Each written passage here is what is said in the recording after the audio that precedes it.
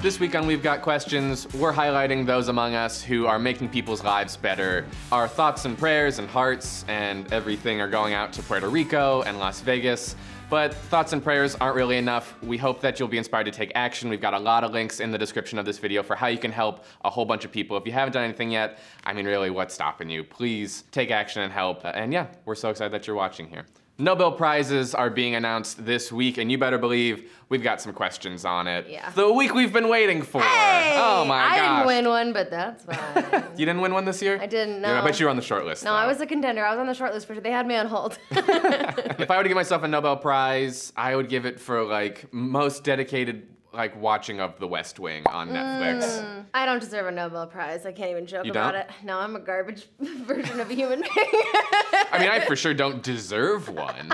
What won the Nobel Prize for medicine? So this year it was, I want to make sure I get this right, research from 3 scientists regarding the molecular mechanisms that control circadian rhythm. English, please. 3 smart guys, and they figured out what's happening on a genetic level for your biological clock. English, please. Great, sorry. 3 nerds figured out what makes your body go tick-tock, tick-tock. Okay. The No, I tick-tock, follow. I'm following. I get it. You got it now? Great. The That's really tick-tocks nice. Good inside for your them. body. They isolated something called the period gene, and they discovered that at night proteins build up on this thing, and at daytime proteins disappear from it, and that the balance of that is what we can kind of tie to our biologic clocks. And essentially what you can take from it is stop using your smartphone late at night because you're screwing your body up. Hey babe, Yeah, you're really screwing up your circadian rhythm right now. I know, but And mine. Cardi B just put a new post on Instagram. Yeah, well, Cardi B isn't paying attention to the way that our biological organisms react to the larger universes around Well, us. of course she's not. She's writing a banger right now. All right, Cardi B can wait, okay? Wow, it's 4 in the morning. Wow, really? Yeah, it's 4 in the morning. So what won the Nobel Prize for physics? It was a team of 3 scientists, although a larger team, and they managed to capture for the first time gravitational waves. Yes. Which to me, I assume they did it the same way that you capture a Pokemon. Oh, for sure. They were out in the wild, and they saw a gravitational wave out in the wild, and they were like, Pikachu, go! Pokeball! And then, I've never watched Pokemon. You've never watched Pokemon? Great. Focus on me, because I've done this one a lot. And they take out an Ultra Ball, and they throw it, and they capture it, and then they do a dance, and they're like, we caught gravitational waves! How'd that look for you? That looks It looked seem about good right? for me. It Yeah. looked very silly. I've never watched it. But I felt so cool doing it. You do look very cool. I felt very cool doing it. This is what I think is cool. I did want to hear what the gravitational wave would call out, the way he's like, Pikachu! I mean, it would right? for sure. I know that. It would for sure just say gravitational waves. It'd be a really Waves. What about when it evolves? when I it do know evolves? a lot about Pokemon for someone who's never watched it. Oh yeah, gravitational wave evolves into gravitational theory. Ooh, man, this is getting nerdy even for me. Gravitational theory, which just has 8 tails for some reason. So let's talk about why are these studies important, right? Why is this stuff important? And we touched on it a little bit earlier, but they're important mostly because they open the door for other research to be discovered. Physics one, it's literally mapping the fabric of space-time, and the medicine one is how we as organisms interact with that fabric of space-time. It's absolutely astounding what they're finding. And all I can think about when I read about this and I look at the achievement of these people is just how exasperated their high school science teacher must have been to have them in class. Yeah, you have another question? Hi, yeah, I was just wondering, has anyone ever seen a gravitational pull?